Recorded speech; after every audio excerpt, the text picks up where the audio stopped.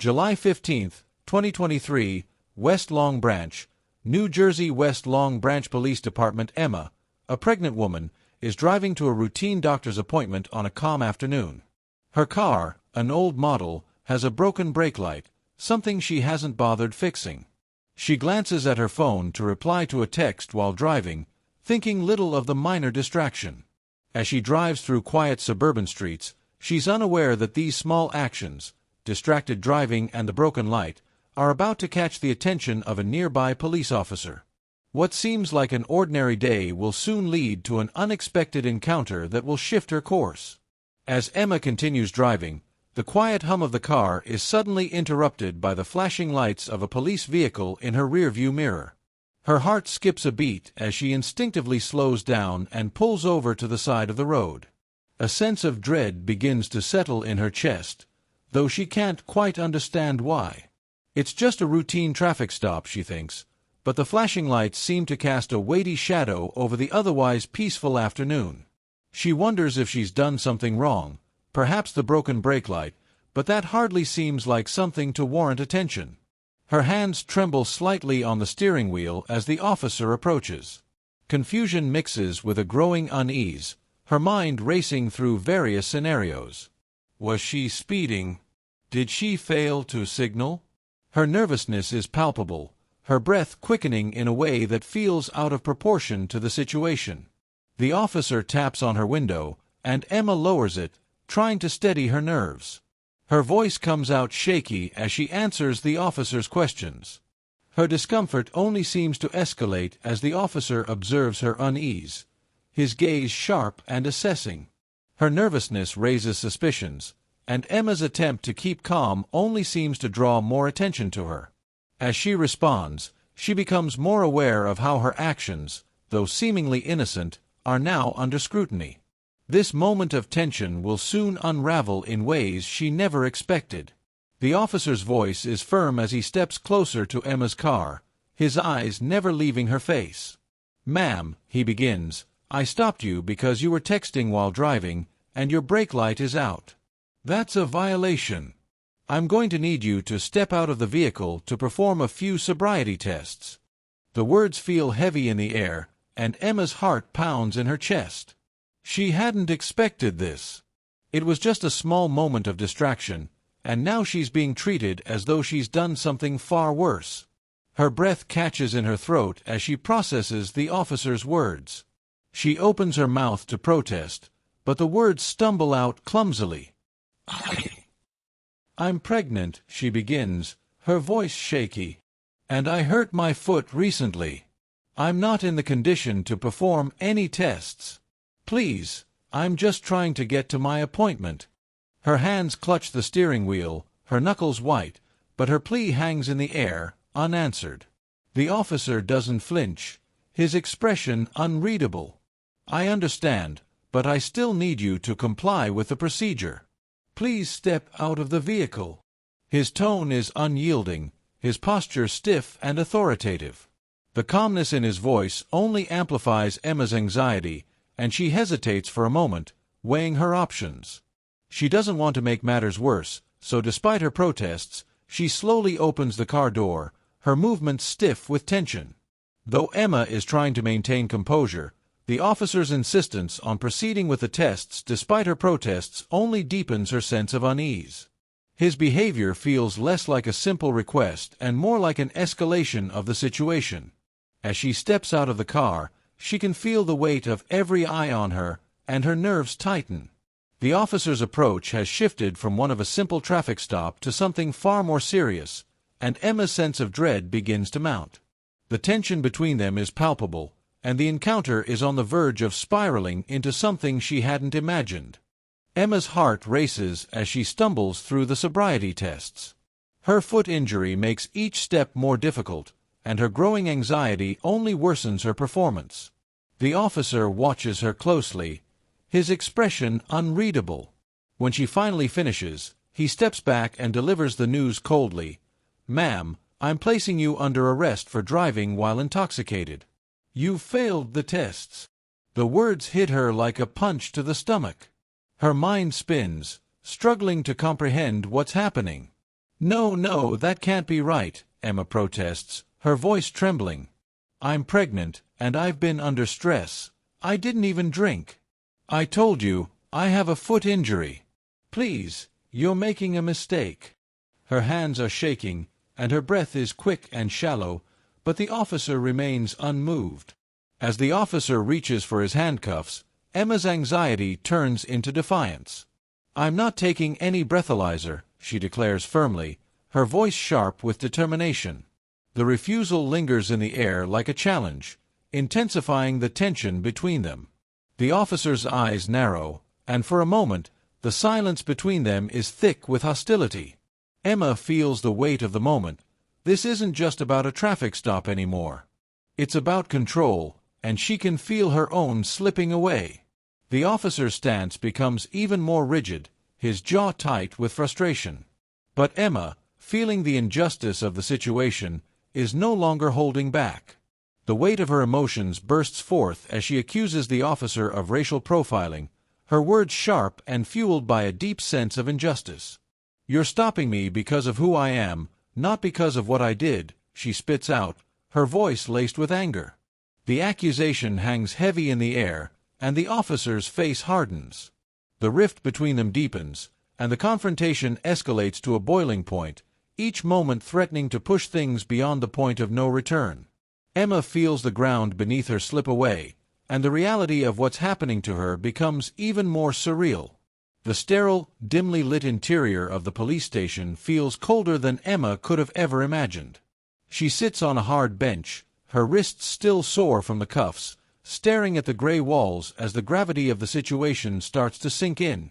The officer who stopped her earlier stands nearby, talking to a few colleagues, his voice low but clear. "She refused a breathalyzer test," he's saying, almost as if to justify his decision to arrest her. "She failed the sobriety tests. I had no choice but to follow procedure." The words sting, but Emma can't bring herself to respond. How could he be so sure when she hadn't been intoxicated? Her foot injury had made it harder for her to perform those tests, but that wasn't a crime. In the background, she can hear murmurs from the other officers and a few bystanders who've gathered around. Some express sympathy for her, but others shake their heads, discussing her refusal to comply and her accusation of racial profiling. Their words float around her, mixing with her confusion and frustration. "She's guilty, I'm sure of it," one officer mutters to another, while a civilian quietly whispers, "She shouldn't have refused the test in the first place. It only makes her look worse." Emma can feel the weight of their judgment, their voices like an invisible chain tightening around her chest. She struggles to process it all. Was she wrong to refuse? The accusation of racial profiling had come from a place of hurt, of feeling like she was being unfairly targeted. But now, sitting here, she questions herself. Had she overreacted? Was her behavior in some way responsible for escalating everything? She never intended for things to spiral this far. She just wanted to get to her appointment.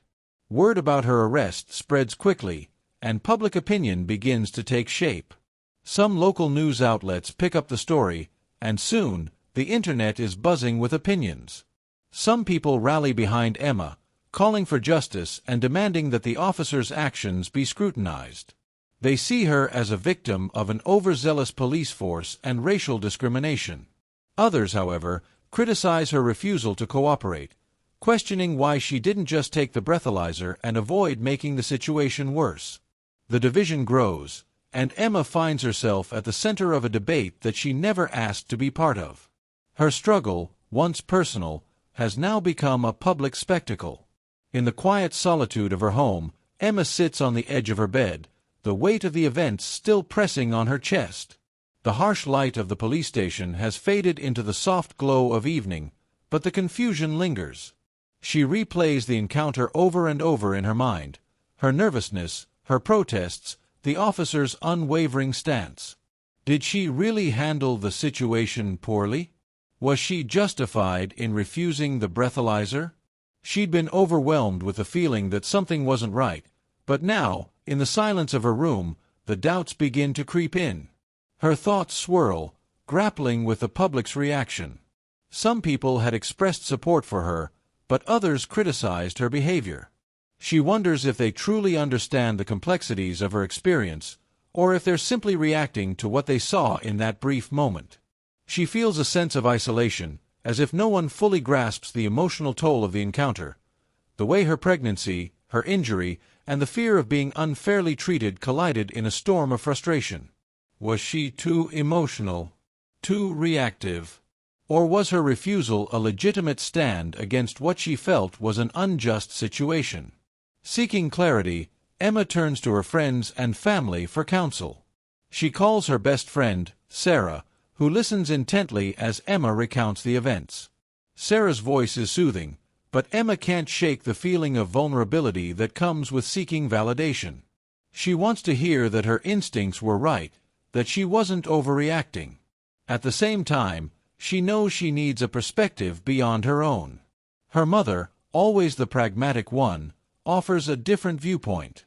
"Maybe you should have just taken the test, Emma," she says gently. "But I understand why you didn't. You were scared." The conflicting advice leaves Emma more unsure than ever, but it's a start. As she talks with them, she begins to piece together the complexity of her emotions, trying to understand whether her actions were an appropriate response or whether she'd unintentionally made the situation worse. What started as a routine traffic stop quickly escalates into a media frenzy. Within hours of Emma's arrest, news outlets and social media platforms are buzzing with the story. A few cell phone videos from bystanders at the scene are shared, showing Emma's refusal to comply and the officer's tense demeanor. As the story spreads, the internet splits into two factions. Some people rally behind Emma, seeing her as a victim of racial profiling. They point to her nervousness and her accusations as signs of a systemic issue, one that affects people who are already marginalized. This isn't just about a traffic stop, this is about power dynamics and racism in law enforcement, one viral tweet reads, gaining widespread support. On the other hand, there are those who criticize Emma for her actions. Commenters point out that texting while driving is dangerous, and her refusal to take the breathalyzer test only exacerbated the situation. She's a danger on the road, one post argues, and now she's making it about race instead of taking responsibility for her actions. Online debates grow heated, with some claiming she should have complied from the beginning, while others question the officer's motivations. The hashtag Justice for Emma trends for a brief time, but so does hashtag irresponsible driver, showing the deep divide in public opinion. As the story gains momentum, local news stations pick it up, and soon, people around the country are discussing Emma's case. The pressure mounts. Emma's social media accounts fill with messages of support and harsh criticism alike. Strangers send her messages, some filled with words of encouragement, others accusing her of being entitled or of making excuses for her behavior. She watches it all unfold with a mix of disbelief and anxiety. What was once a personal matter has now become public spectacle, and she feels exposed in a way she never anticipated. The growing media storm forces Emma into a corner, pushing her to decide how to respond. Anger simmers beneath the surface, but a part of her wants to take a more thoughtful, constructive approach. Should she fire back at her critics and the officers who she believes misjudged her? Or should she try to turn the situation into an opportunity to educate and make a positive impact? With so many eyes on her, Emma knows her next steps will matter, both for her own sense of justice and for how the public will view her moving forward. Her response will shape the narrative, and she wonders if there's even a way to regain control of the situation. As the days pass, Emma finds herself drowning in the noise of public opinion, her inbox filled with messages both supportive and harsh. The anger within her still simmers, but amidst the swirl of emotions, something shifts. She begins to think deeply about what she wants to achieve, not just for herself, but for the larger conversation at hand. She could lash out, tear down her critics, and continue to fuel the divide, but something tells her that wouldn't bring the resolution she needs. Instead, Emma makes a choice.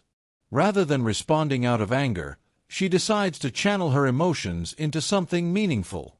She drafts a statement, carefully wording her thoughts on what happened and what the public needs to understand about the complex issues involved. Her message isn't just about the unfairness she feels, it's about raising awareness. She writes about the dangers of distracted driving, acknowledging that texting behind the wheel is a serious issue, something she never meant to take lightly. She talks about her foot injury, her pregnancy, and how these factors made her decision to refuse the breathalyzer a difficult but instinctive choice, based on her fear of being treated unfairly. She brings up racial profiling. How, as a woman of color, she's aware of how people like her are often treated differently by authorities. But she also doesn't shy away from the truth of her actions. She admits she could have handled the situation better, and she takes responsibility for her part in the escalation. With the same thoughtfulness, she speaks to the broader issue of law enforcement and the need for more training, for better communication between officers and civilians. She calls for empathy, accountability, and constructive dialogue. Her goal isn't just to defend herself, but to create an opportunity for change, for growth in understanding. Emma's decision to approach the situation with intention rather than anger shifts the trajectory of how she handles the fallout. Rather than fueling the media fire with harsh retorts, she starts speaking out on platforms that allow her to share her perspective. She reaches out to local organizations focused on driving safety, racial justice, and police reform, offering her voice to the ongoing conversations. Slowly, her response starts to shift the narrative. Instead of just being seen as an angry woman caught in a legal battle, Emma becomes a person actively seeking solutions, trying to engage in a dialogue about the complexities of her experience. Her measured response earns her respect from those who had initially criticized her, and she begins to see the impact of her decision, a movement toward understanding rather than division. After making the decision to approach the situation with purpose, Emma takes her advocacy beyond social media. She reaches out to community leaders, local organizations, and activists who focus on police reform, road safety, and racial justice. She uses her experience as a platform to initiate important conversations, refusing to let her story be reduced to a mere incident.